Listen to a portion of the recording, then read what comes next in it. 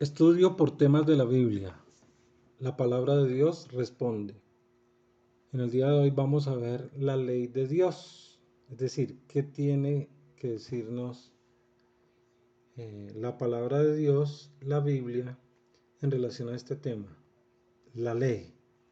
¿Cuáles son las leyes de Dios? ¿Mm? Bien, habíamos dicho que estos temas, este estudio por temas de la Biblia, lo íbamos a tratar a través de unas preguntas y sus correspondientes respuestas. Eh, no todas las preguntas tienen un solo versículo o un solo texto para responderla. Hay algunas que tienen dos, otras tres, otras cuatro. Hay algunas preguntas que solamente las vamos a responder con solo una parte o un versículo de la Biblia. Bien, la ley de Dios. La palabra de Dios es la que nos responde. Primera pregunta. ¿Qué representa la ley de Dios para el hombre? Vamos al Salmo 19:7. Salmo 19:7. ¿Qué representa la ley de Dios para el hombre? Dice, la ley de Jehová es perfecta, que convierte el alma. El testimonio de Jehová es fiel, que hace sabio al sencillo. Entonces, fíjate, la ley qué es y qué representa esa ley de Dios para el hombre. La ley es perfecta, ¿m? Convierte nuestra alma, es decir, nuestros pensamientos, nuestros sentimientos, nuestras emociones, nuestras decisiones, nuestra voluntad, convierte el alma. Dice, el testimonio de Jehová es fiel. ¿Cuál es ese testimonio de Jehová? La misma ley del Señor, la misma ley de Jehová. El testimonio de Jehová es fiel, que hace sabio al sencillo. Entonces fíjate que también hay una representación en eso, en la sabiduría. Y esta sabiduría divina nos hace sencillos. Entonces, la ley, ¿qué representa la ley de Dios para el hombre? Es perfecta, convierte el alma y hace sabio al sencillo. Bien, segunda pregunta. ¿Qué otra intención nos señala la ley de Dios? Fíjate que no habla solo de una intención, sino de otras intenciones. Pero aquí vamos a ver cuál es la otra intención que nos señala la ley de Dios. Vamos a Romanos 7:7-25. Romanos 7:7-25. Dice, ¿qué diremos pues? ¿La ley es pecado? En ninguna manera.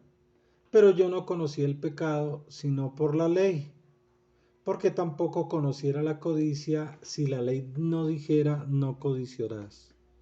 Entonces, la otra intención que nos señala las leyes de Dios, la ley de Dios, es que nos hace conocer el pecado. ¿Sí? Es decir, esta ley nos muestra el pecado. Y si nosotros pecamos, estamos cometiendo una infracción a esa ley. Bien, 3. ¿Qué es el pecado? Sí, estamos hablando de la ley, de que la ley, si uno viola los mandamientos de Dios, está pecando. Pero entonces vamos a ver qué es el pecado. Primera de Juan 3:4. Primera de Juan, una de las últimas cartas de la Biblia, cartas generales. Primera de Juan 3:4. Dice, todo aquel que comete pecado infringe también la ley, pues el pecado es infracción de la ley. Entonces, ¿qué es el pecado? Es infringir la ley. Es decir, es salirnos de los parámetros establecidos por Dios para nuestro comportamiento, para nuestra conducta. Entonces, el pecado es infracción de la ley. Bien, 4. Cuando no hay ley, ¿qué acontece con el pecado? Cuando no hay ley, ¿qué acontece con el pecado? Vamos a Romanos 4:15. Romanos 4:15. Dice, pues la ley produce ira, pero donde no hay ley, tampoco hay transgresión. Entonces, cuando no hay ley, pues tampoco se nos podría acusar de pecar, porque donde no hay ley tampoco hay transgresión. Pero el Señor fundamentó unas leyes morales y unas leyes espirituales que debemos cumplir, ¿sí? Y si las violamos, estamos pecando. Pero cuando no hay ley, es decir, antes de que hubiese la ley, pues tampoco habría transgresión a esa ley. Bien, 5. ¿De qué naturaleza es la ley moral? Fíjate que nos está hablando de una ley moral. ¿Qué naturaleza tiene esta ley moral? Romanos, ahí pegadito, 7:14. Porque sabemos que la ley es espiritual. La ley es espiritual, mas yo soy carnal, vendido al pecado. Fíjate, entonces estas leyes espirituales también son las leyes morales que el Señor dejó establecidas, ¿sí? Como los 10 mandamientos, para cumplirlos. Entonces, la ley moral, la naturaleza de la ley moral es que es una ley también espiritual. 6. La ley que acabamos de ver, esa ley moral o esa ley espiritual, ¿fue suprimida? ¿Sí? Esa ley moral o espiritual fue suprimida. Muchos pastores, muchos líderes en las iglesias, incluso cristianas, evangélicas, en la actualidad, en Colombia y en el mundo dicen que sí, que eso pertenece, es para, que eso lo tiene que cumplir es el pueblo de Israel y que esas leyes no son para nosotros. Vamos a ver qué nos dice la Biblia. ¿Esa ley moral o esa ley espiritual fue suprimida? Romanos 3:31. Dice, luego por la fe invalidamos la ley. En ninguna manera, sino que confirmamos la ley. Fíjate, están hablando de las leyes espirituales. La ley moral o espiritual fue suprimida en ninguna manera, sino que confirmamos la ley. Bien. 7. Nosotros hemos de ser enjuiciados o juzgados por la ley moral. ¿Cómo se conoce esta ley en el Nuevo Testamento? Fíjate que en el Nuevo Testamento ya nos dicen, nos hacen más, nos dan otra definición para esta ley moral o ley espiritual. Entonces, nosotros hemos de ser enjuiciados o juzgados por esa ley moral. ¿Cómo se conoce esta ley en el Nuevo Testamento? Santiago 2:12. Santiago 2:12 dice, así hablad y así haced, como los que habéis de ser juzgados por la ley de la libertad. La ley de la libertad. En el Nuevo Testamento, esa ley moral y esa ley espiritual también se conocen como la ley de la libertad, pero no es libertad de hacer lo que yo quiera, sino es la libertad que me da el hecho de ser hijo de Dios para hacer y llevar a cabo obras buenas. Esa es la ley de la libertad.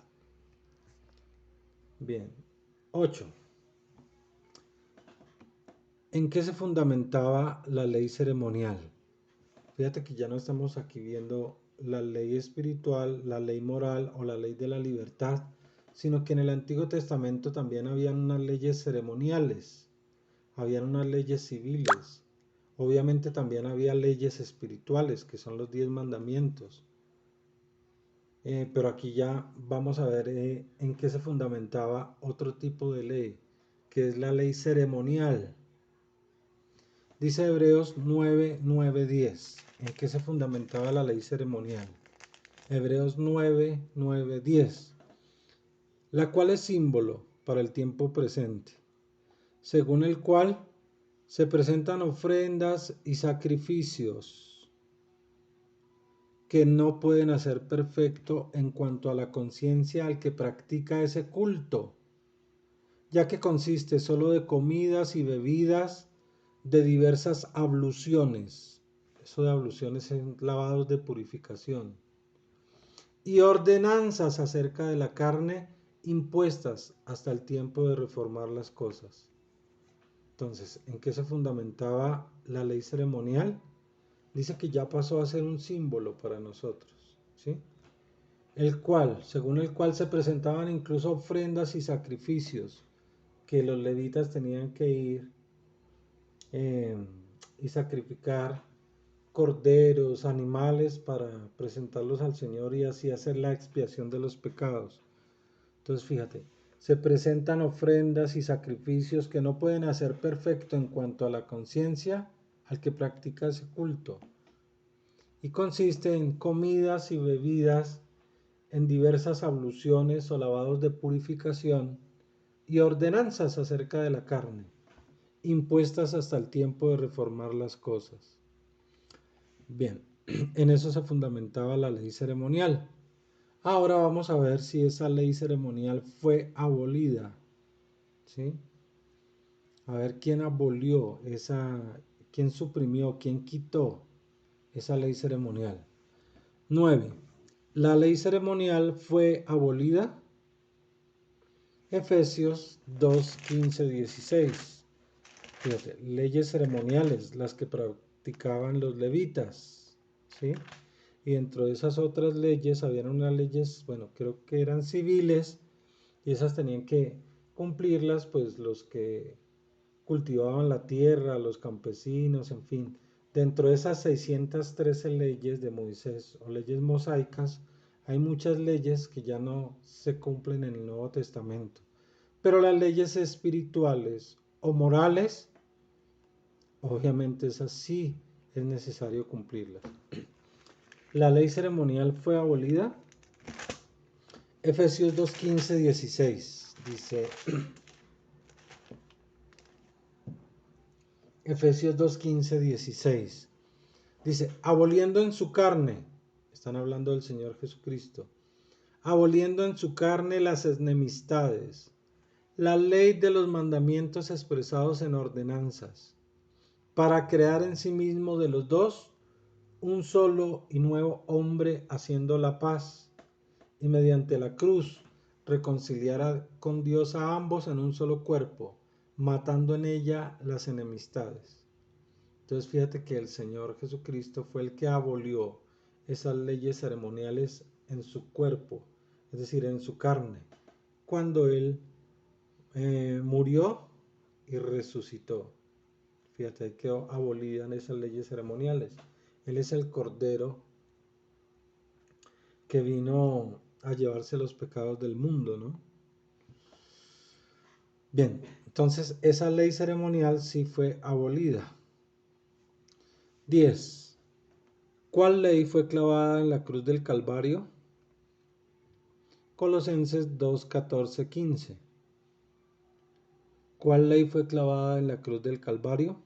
Dice, anulando el acta de los decretos que había contra nosotros, que nos era contraria, quitándole de en medio y clavándola en la cruz. Está hablando de las leyes ceremoniales. Y despojando a los principados y a las potestades, los exhibió públicamente, triunfando sobre ellos en la cruz. Entonces, ¿cuál fue o cuál ley fue clavada en la cruz del Calvario? Toda esa acta de decretos y todas esas cosas que ya fueron abolidos. Es decir, la cuestión toda esa de los sacrificios de animales y todo eso fue abolido. Eran leyes que debían cumplir, bueno, los levitas, y las personas que pecaban tenían que ir ante los levitas y ofrecer un cordero o un animal en sacrificio para que el Señor perdonara sus pecados. Pero esto está ya abolido. Y todas estas leyes eran, como le digo, están dentro de las 613 leyes mosaicas, pero que ya fueron abolidas. Solamente están vigentes las leyes morales o leyes espirituales o las leyes de la libertad, las que nos hace libre, según el Nuevo Testamento. 11. ¿Cuántos son los mandamientos de la ley de Dios? ¿Cuántos son los mandamientos de la ley de Dios? Eso está en Éxodo 20, del 1 al 17. Éxodo 20 del 1 al 17. ¿Cuántos son? Bueno, de antemano les digo que son 10 los que dice la Biblia, ¿no? O sea, son 10 mandamientos. Dice Éxodo 21, 17. Los 10 mandamientos. Y habló Dios todas estas palabras diciendo: Yo soy Jehová tu Dios, que te saqué de la tierra de Egipto, de casa de servidumbre. Entonces ahí los voy a mencionar. No tendrás dioses ajenos delante de mí. 1. No te harás imagen ni ninguna semejanza de lo que está arriba en el cielo, ni abajo en la tierra, ni en las aguas debajo de la tierra. No te inclinarás a ellas ni las honrarás, porque yo soy Jehová tu Dios, fuerte, celoso, que visito la maldad de los padres sobre los hijos hasta la tercera y cuarta generación de los que me aborrecen, y hago misericordia a millares, a los que me aman y guardan mis mandamientos. Ese es el número 2. No tomarás el nombre de Jehová tu Dios en vano, porque no dará por inocente Jehová al que tomare su nombre en vano. Ese era el 3. Acuérdate del día sábado para santificarlo. 6 días trabajarás y harás toda tu obra, mas el séptimo día es sábado para Jehová tu Dios. No hagas en él obra alguna, tú, ni tu hijo, ni tu hija, ni tu siervo, ni tu criada, ni tu bestia, ni tu extranjero que está dentro de tus puertas. Porque en 6 días hizo Jehová los cielos y la tierra, y todas las cosas que en ellos hay, y reposó en el séptimo día. Por tanto Jehová bendijo el día sábado y lo santificó. Ese era el 4. Estos primeros 4 mandamientos nos hablan acerca de nuestra relación con Dios. Y los 6 siguientes, es decir, del 5 al 10, nos hablan de nuestra relación con nuestro prójimo. Bien, vamos a leer el 5. Honra a tu padre y a tu madre para que tus días se alarguen en la tierra que Jehová tu Dios te da. El 6. No matarás. 7. No cometerás adulterio.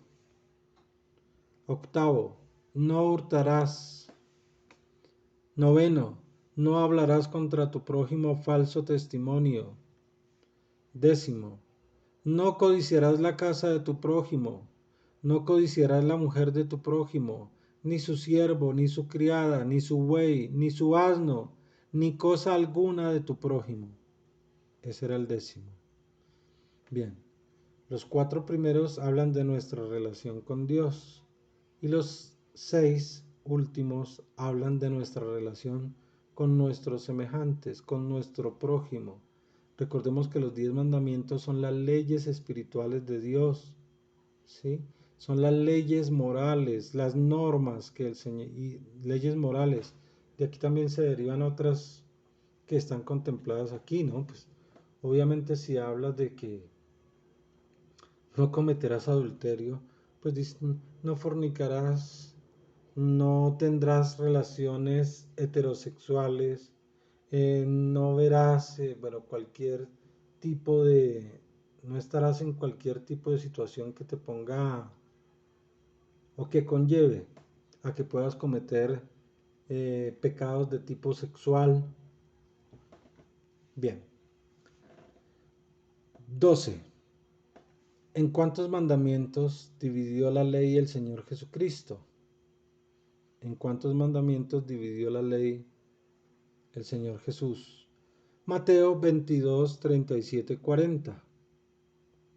Dice, Jesús le dijo: amarás al Señor tu Dios con todo tu corazón y con toda tu alma y con toda tu mente.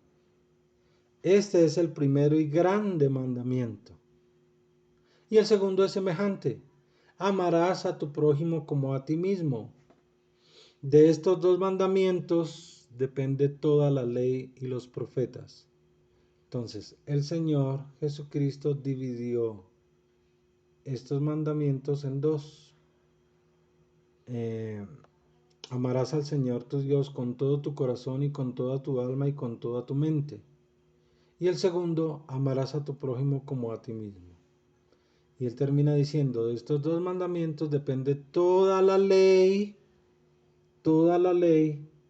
fíjate, él lo estaba diciendo, toda la ley y los profetas. Bien, 13. ¿Qué estableció Jesús como condición para alcanzar la vida eterna? ¿Qué estableció Jesús? ¿Cuál era la condición que el Señor colocaba o establecía para que nosotros pudiéramos alcanzar la vida eterna? Eso está en Mateo 19:17. Dice, Él le dijo, ¿por qué me llamas bueno? Ninguno hay bueno sino uno, Dios. Mas si quieres entrar en la vida, está hablando de la vida eterna, mas si quieres entrar en la vida, guarda los mandamientos. Fíjate, los mandamientos, los 10 mandamientos, las leyes espirituales, las leyes morales, las que nos dan una conducta y un comportamiento conforme a lo que el Señor necesita que nosotros hagamos, que nosotros nos comportemos. Bien, 14. ¿Para quién es la orden de guardar los mandamientos o las leyes espirituales? ¿Para quién será esa orden? Eclesiastés 12:13. Eclesiastés 12:13. Dice, el fin de todo discurso oído es este: teme a Dios y guarda sus mandamientos, porque esto es el todo del hombre. Entonces fíjate, aquí el Señor está hablando a todas las criaturas creadas por Él. ¿Para quién es la orden de guardar los mandamientos o las leyes espirituales? Esa orden es para todos los hombres, ¿sí? Buenos y malos, lo que pasa es que algunos los ignoran, justos e injustos, lo que pasa es que los injustos tal vez ignoran estas cosas y aún así, a pesar de que las ignoren, ellos se van a perder. Dice mi pueblo, Oseas 4:6 dice, mi pueblo se perdió por falta de conocimiento. Es decir, incluso personas escogidas como el pueblo del Señor se podrían perder, ¿sí?, por esa ignorancia, por esa falta de conocimiento. Y estos mandamientos están dados para todos los hombres, porque esto es el todo del hombre. Se habla para los cristianos y también para los que no son. Bueno. 15. ¿Hasta cuándo especificó Dios que duraría la ley? Esa ley. Las leyes que ahora debemos cumplir, las leyes espirituales o leyes morales. ¿Hasta cuándo especificó Dios que duraría la ley? Mateo 5:18. Porque de cierto os digo que hasta que pasen el cielo y la tierra, ni una jota ni una tilde pasará de la ley hasta que todo sea ya cumplido. Entonces, hasta que pasen el cielo y la tierra. Fíjate. 16. ¿Qué dice la Biblia acerca del que conoce a Dios, mas no guarda su ley? ¿Qué dice la Biblia? Primera de Juan 2:4. Una persona que conoce a Dios, pero que no guarda sus mandamientos. El que dice, yo le conozco y no guarda sus mandamientos, el tal es un mentiroso, y la verdad no está en él. Entonces, ¿qué dice la Biblia? Que es un mentiroso. Porque si dice que conoce a Dios y no guarda sus mandamientos, el tal es un mentiroso. Y los mentirosos tendrán parte en el lago de fuego. Es decir, en esa condenación eterna, ¿no? Bien, 17.